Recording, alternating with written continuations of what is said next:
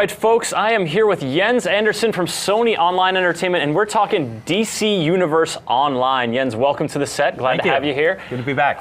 It's great to see you. Last we talked was Comic-Con. We talked a lot about the Green Lantern. Fight for the light. Yep. But now we've got a new superhero on the scene for DCUO. Absolutely, The Flash. We're doing our new DLC. It's the second DLC for DC Universe Online. It's called Lightning Strikes, and it features The Flash as our main character. Also Professor Zoom, who's one of his big nemesis. If you're a villain, you'll be hobnobbing with him. So I'm a hero right now. I'm inside Central City here. It's a new type of zone for us. It's not really a full city like Metropolis and Gotham, but 50 players are going to be able to join each other in here and adventure with The Flash or Professor Zoom, depending on if they're a villain or a hero. Okay. And so here we are, Central City. You can see there's a crisis kind of going on here. There's ruptures tearing in the Speed Force, which is what gives Flash his powers. And all these things called Paradox Reapers are coming out. And we'll talk about those when we show you the duo later, where you get to go back in time and experience Barry Allen's origin.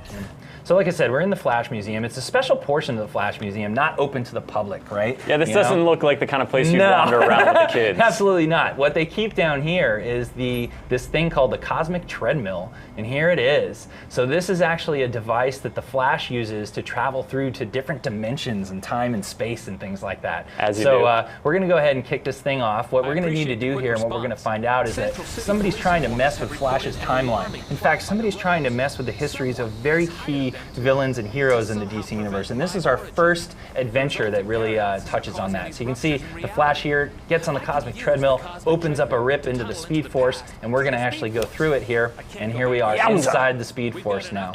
This is a sort of a scene in the Speed Force. We're in between two realities here. You can see Flash kind of powering this up here, but I better get away because we're going to start seeing the tunnel closing. You can see a paradox wave back there. Now what I have to do is get through with my buddy. This is normally a duo, but because I have special dev powers, I'm doing it by myself. You're managing the weight that two heroes normally carry. Yes, I can do what two people normally do. So you're going to need to defeat these Paradox Reapers and get through the Speed Force before this tunnel closes up behind you. The tunnel is slowly advancing on you, and exactly. If you get caught in that, it's probably not going to be good. So you're fighting through this tunnel, but this is just the very beginning stage of this duo. Correct. This is just the first part. And what we're going to do here is we're going to enter now into the Central City here. So here we are in the past. We've gone through the Speed Force. We're now in the past in Central City Police Station on the night that Barry Allen is going to get his powers when he's struck by that infamous lightning bolt. No kidding. But there's something going on here. You can see these guys seem like they're kind of charmed. Somebody's sort of, holding sway over them. Look a little confused. They do, and they've got these musical notes going around their head. Basically, Pied Piper, one of Flash's rogues, has been hired to come back in time and undo Flash's origin. So here we have the Pied Piper. He's going to have a little trouble with me because I'm a healer. So he's going to have trouble keeping my health down. Pied Piper's kind of cool. He'll hit you with his flute. He'll zap out kind of cool little tunes and things like that. You got to be really careful. This is one of the things that I actually can't get around because I'm playing by myself here. Normally, my buddy would have to interrupt Pied Piper to get me out of this state, or I'm going to take a lot of damage. But being by myself, I don't have somebody to do that. Here we go. It is called a duo after all. It is a duo, yes. So don't expect to come in here by yourself and defeat the Pied Piper. So you are no Jens Anderson. I'm going to activate a healing power here.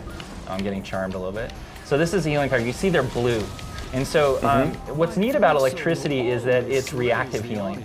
It's rescue healing, basically. So you can put a charge on one of your friends, and when they actually get down to 40% health or 30% health, it'll automatically activate and kick in the healing power. That is super helpful. So it's kind of like preventative healing in the sense that, you want to think ahead. Is my tank going to take a lot of damage now? Maybe I'll lay this charge on him, and when the mob hits him too hard or the enemy hits him too hard, he'll immediately go into, this really cool heal mode that's automatically in the fire off.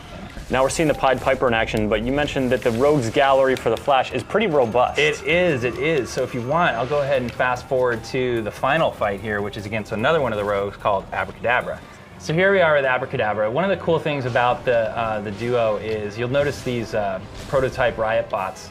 We tried to layer in so many hidden things in the Central City Police Station. You're going to be able to do some really neat things with finding like secret security panels and things like that. You're going to be able to turn off security cameras, disable checkpoints, basically trying to really determine the difficulty that you're going to have in the level itself by choosing if you want to kind of make it hard mode or not. So you can take the time to go out of your way to take a little more stealthy Yeah, approach. find some of the secret things. There's actually these computer consoles that sort of hold all the programming for these prototype riot bots, and if you destroy them all as you're going through the instance in the duo, you won't have to face these guys when you're fighting Abracadabra at the end, because you will have disabled them. Oh, no so kidding. once you find them and you know where they are, then players will have an advantage in this fight. So there we go, some healing. Like I said, blue electricity powers are healing, and yellow is damage. So you really can tell what's going on when you're fighting these really guys. stark visual indicator. Oh, Yeah, so he just transformed into a steel golem.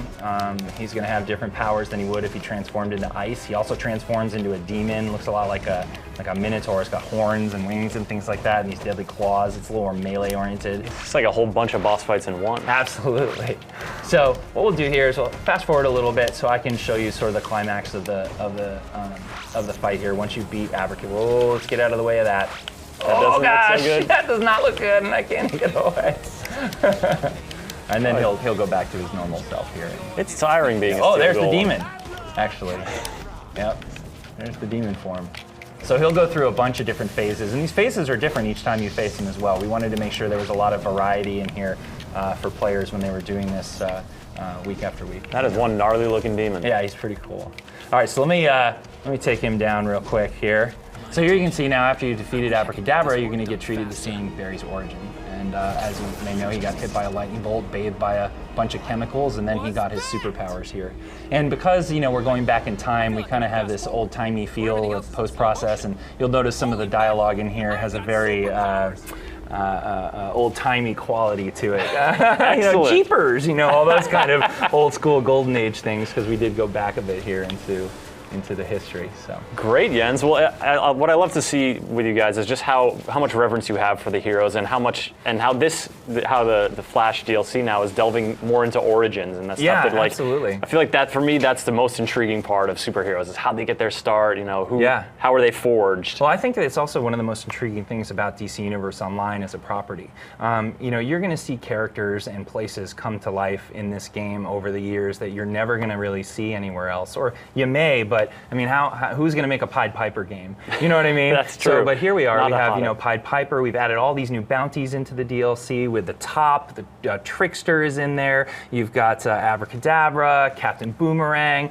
Flash has one of the greatest rogues galleries ever, and we really brought them to bear. And then on the villain side, you're going to be fighting the Titans and bounties. We've added Cyborg, Starfire, Nightwing, Kid Flash, who's Bart Allen. Static is a great character that fans have been just begging us to put into the game. It's from that TV show Static Shock, and was created by Dwayne McDuffie, who passed away this year, unfortunately. But so we wanted to get that into the game, not only as a tribute, but because fans have been really asking for it. So, and what better place? And what better place than actually an electric DLC? Yeah, very cool. Strikes. Now, folks, we're going to have a few more demos of the bounties Jens was just talking about. You're going to be able to find those right on the DC Universe Online page here on GameSpot. But right now, we're going to wrap up this demo with Jens telling us when folks can download Lightning Strikes. Tuesday, December 6th, you'll be able to get your hands on Lightning Strikes. And you're going to be getting the Central City instance, which is for up to 50 players to enjoy on daily quests. You'll get all the bounties in the open world. There's some open world Speed Force content as well in Gotham and Metropolis. You're going to be getting electricity powers.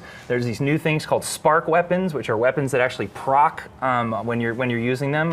They activate special powers and power interactions just through using them.